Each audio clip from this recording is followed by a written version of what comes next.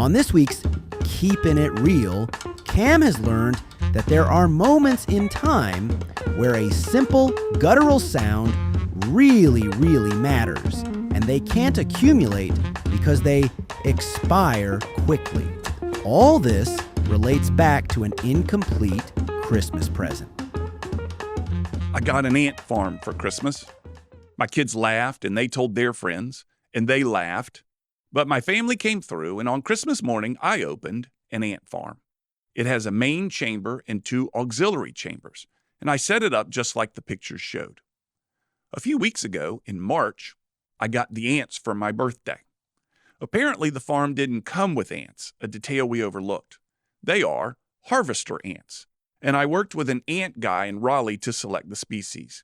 He wanted pictures of the farm and info on where the farm would be positioned in relation to lights and windows and such. He considered Mobile's humidity, and he suggested harvester ants. I pretended like I gave his suggestion some thought and agreed. They are right now working diligently over my shoulder from their spot on the kitchen counter. Every day, all of us stop in front of the farm to comment on the work they've done overnight. And last night, my wife and I spent a while on my new favorite AI called Claude.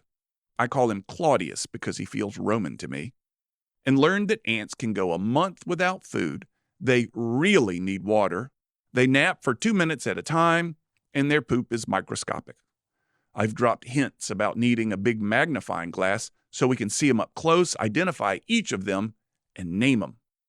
Laugh all you want at my ant farm, but I've become very proud and protective of the health and the vitality of my ants.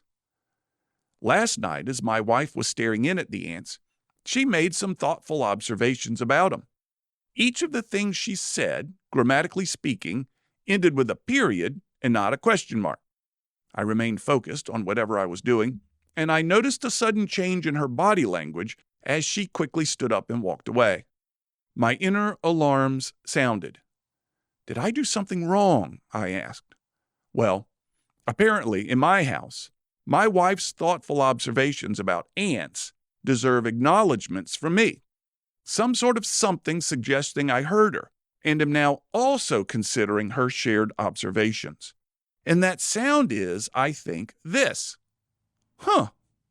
For example, when my wife says, that ant, I think his name is Bruno, is carrying a grain of sand all the way from the main chamber to the little water chamber, and he found a perfect spot to put it, I should reply, huh. Apparently, based on her tone and body language in the debriefing of my errant ways, that huh matters. A lot.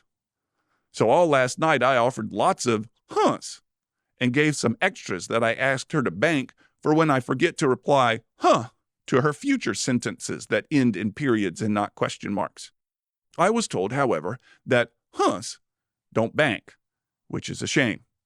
So, get an ant farm. Don't forget the ants. And don't forget to huh after your spouse says something about the ants and it gets uncomfortably quiet in the room.